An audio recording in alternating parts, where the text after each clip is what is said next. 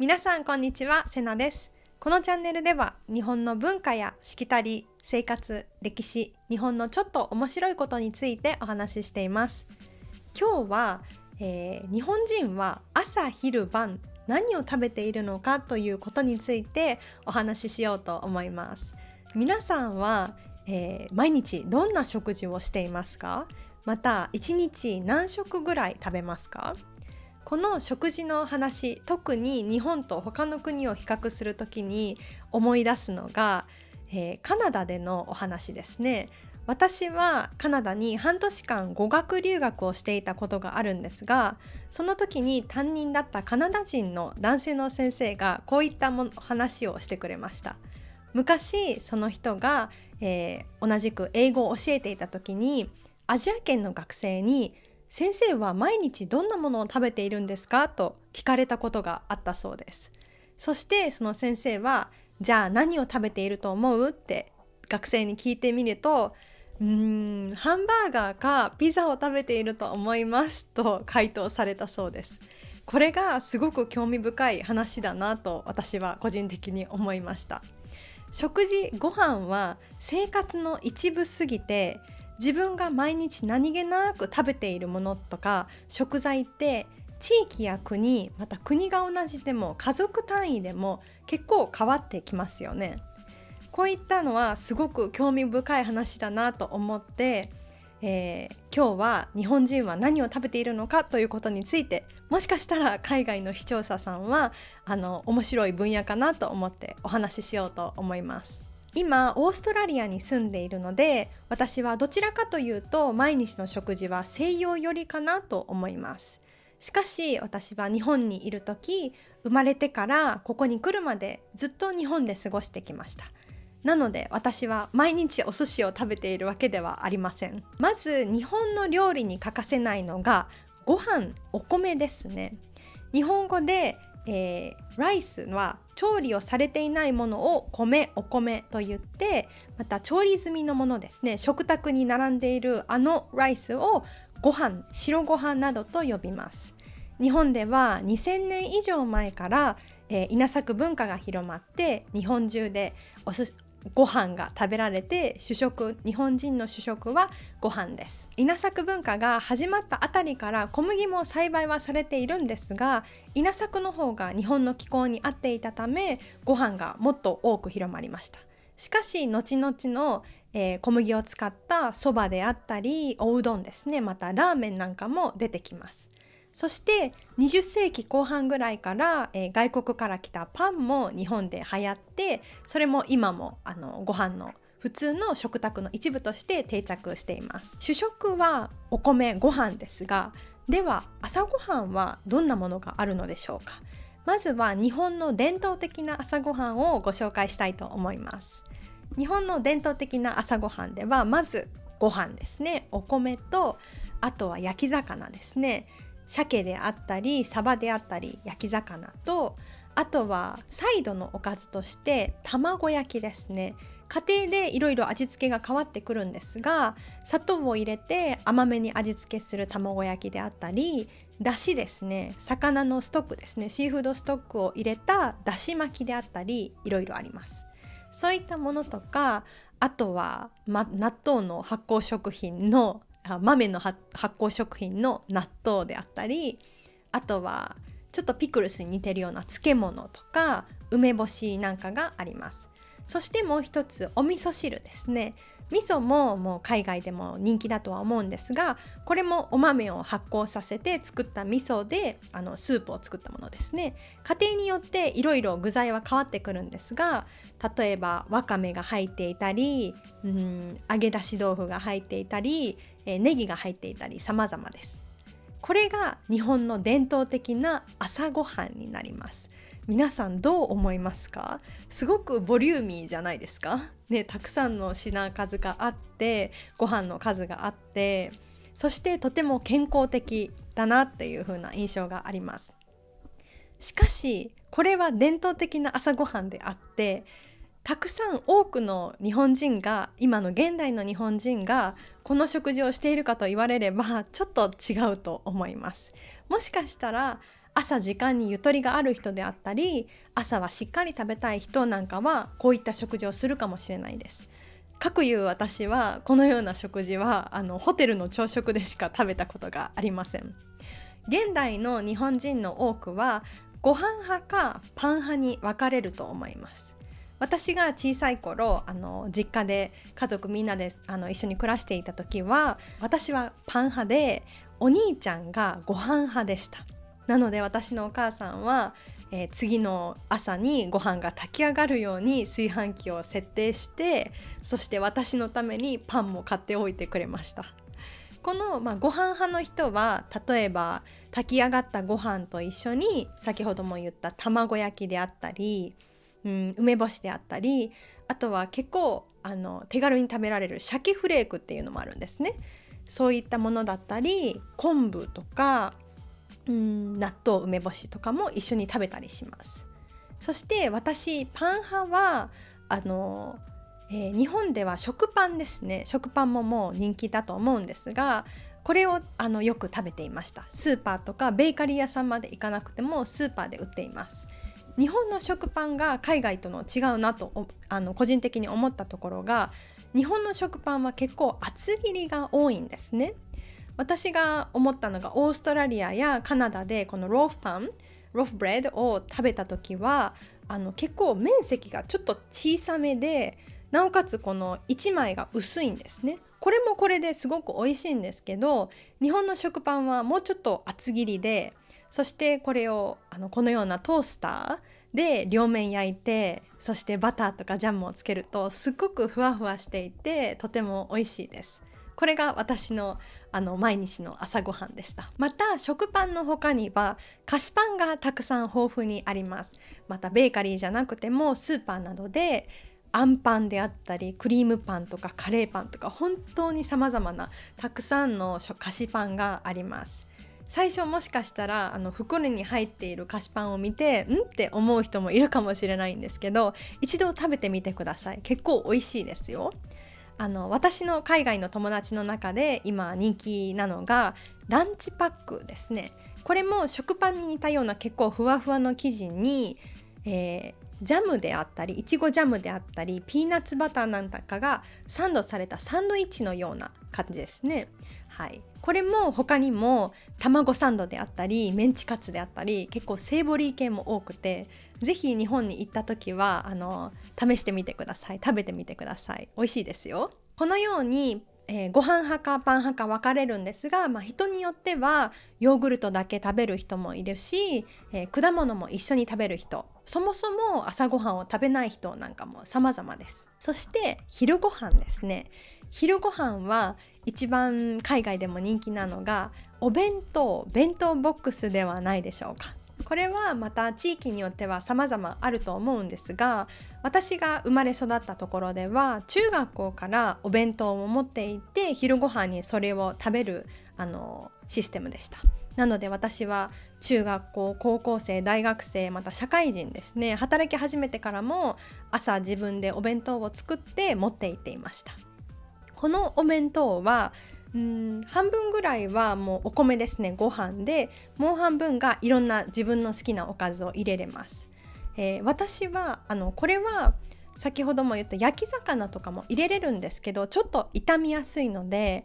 例えばなんかソーセージであったり、あとは私はソーセージをケチャップとマヨネーズであえて焼いて作るお弁当のおかずをよくしていました。とても好きでした。それであったり、卵焼きもしっかりめに卵を焼いて入れるであったり、あと私が一番好きだったおかずがこのベーコンにアスパラガスありますね。アスパラガスをこれぐらいに切って、それをベーコンで巻いて、2つぐらいこう爪楊枝で刺すんですね。それを焼いて食べるというかお弁当に入れる。これが私の一番好きなお弁当のおかずでした。こういったものであったり、自分で作る以外にも日本のスーパーではお弁当用の冷凍食品というのがたくさん売られているんですね。これも見てみてください。結構可愛いものがありますよ。例えばなんかちっちゃめのお好み焼きとか、あとは唐揚げとか中華料理もすごく日本で人気なのでシューマイであったり、野菜のお惣菜なんかもおかずもたくさん豊富にあります。また子供を持つ料理が上手なお母さんの間で作られているのがキャラ弁ですね。今日はすごくご紹介したかったです、このトピックを。キャラ弁というのはキャラクター弁当ですね。自分の子供が好きなキャラクターをお弁当にデザインするんですね。作るんですね。例えばこの写真をご覧ください。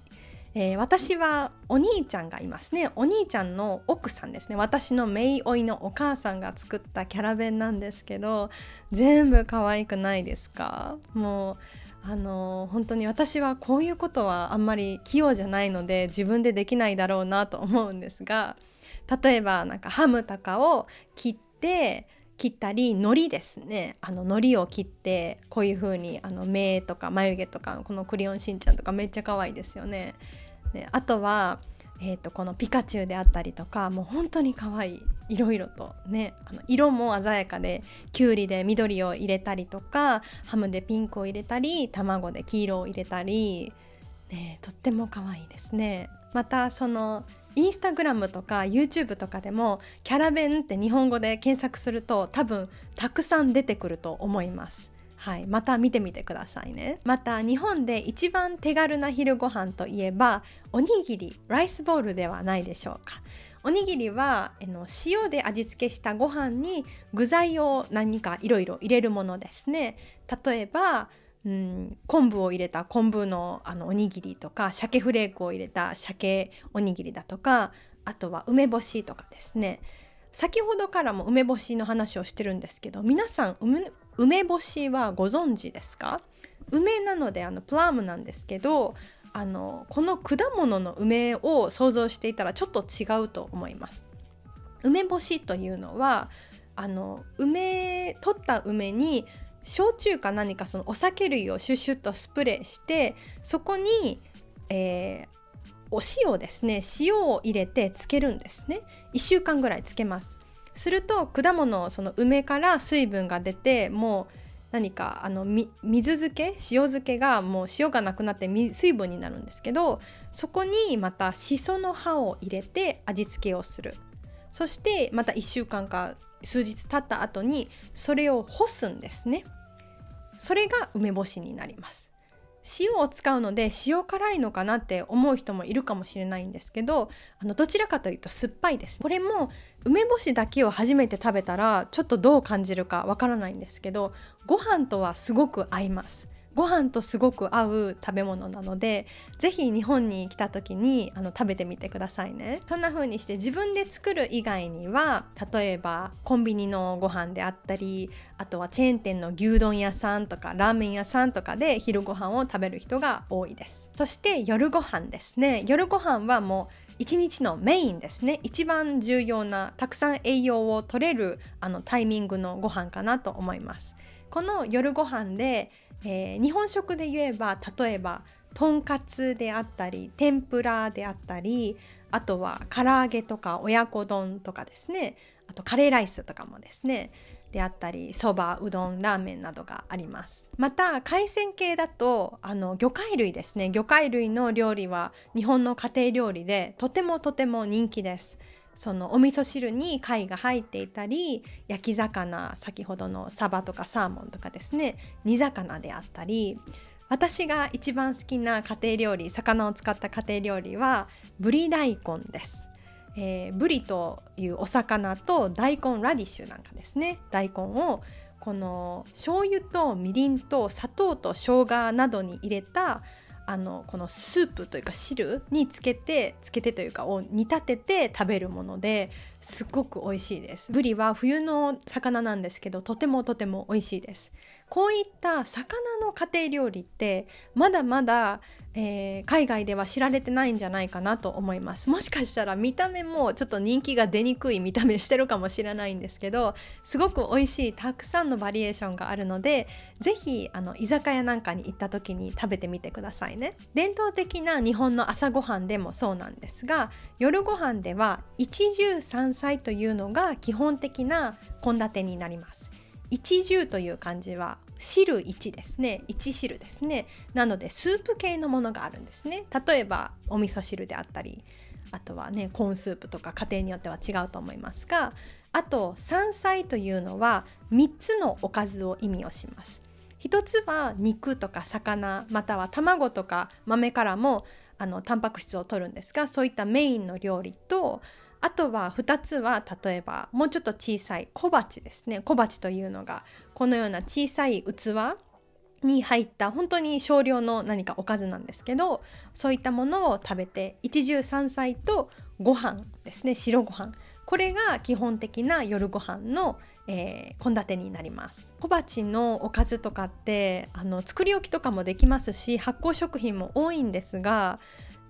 作る側は本当に大変だなというふうに思います。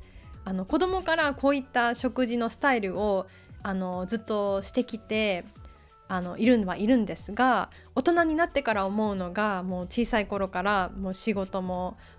して、またなおかつ帰ってきてこういったご飯を毎日作ってくれていた母は本当に偉大だなというふうに感じますね。日本にいるお母さん方、本当にお父さんもですね、お父さんもおばあちゃんもおじいちゃんも本当に素晴らしいなというふうに思います。この日本食のレシピを海外の友達と話している時に驚かれるのが、砂糖がよく使われていることなんですね。日本では砂糖を日本食によく使います。この砂糖もキャラメリゼのためではなくて、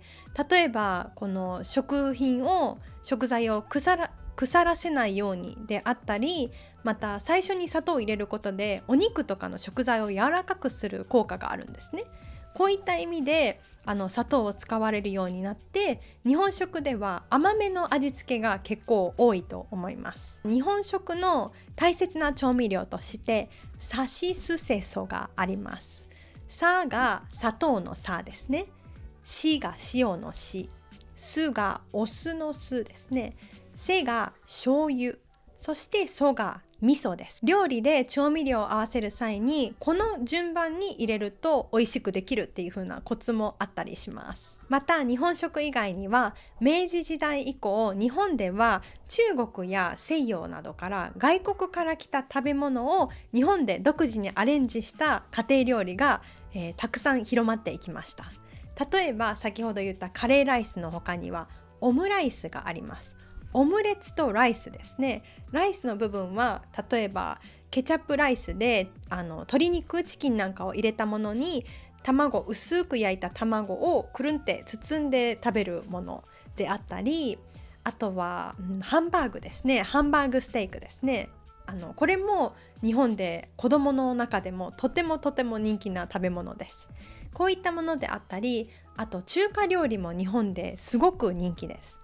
例えばエビマヨ、エビチリとか天津飯とか餃子とかすごく人気なんですが、この話を中国人の友達にした時に天津飯なんて中国にないよっていう風に驚かれたことがあります。本当に独自で発展していった食べ物なんですね。また家で食べる以外にはチェーン店に行ったりラーメン屋さんに行ったり、また居酒屋もとても人気ですね。居酒屋では例えば枝豆とか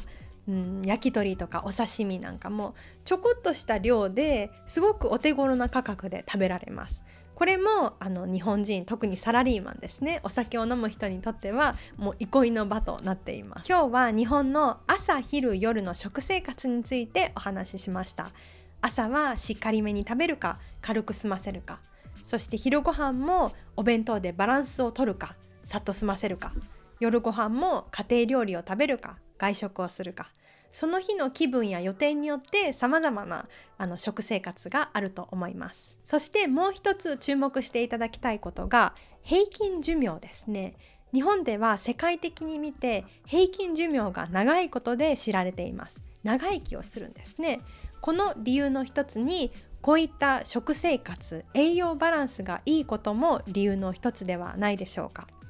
例えばお味噌であったりお豆腐や納豆などを使った大豆食品ですね。豆の食品をよく使ったり、お肉も鶏肉、豚肉、牛肉だけではなく海鮮から取ったり、こういった栄養バランスが取れているおかげで日本人の平均寿命はずっと長く保たれているんではないかなというふうに思います。皆さんの国ではどんな食事が長寿であったり健康などにつながっていると思いますか？またコメントで教えてくださいね。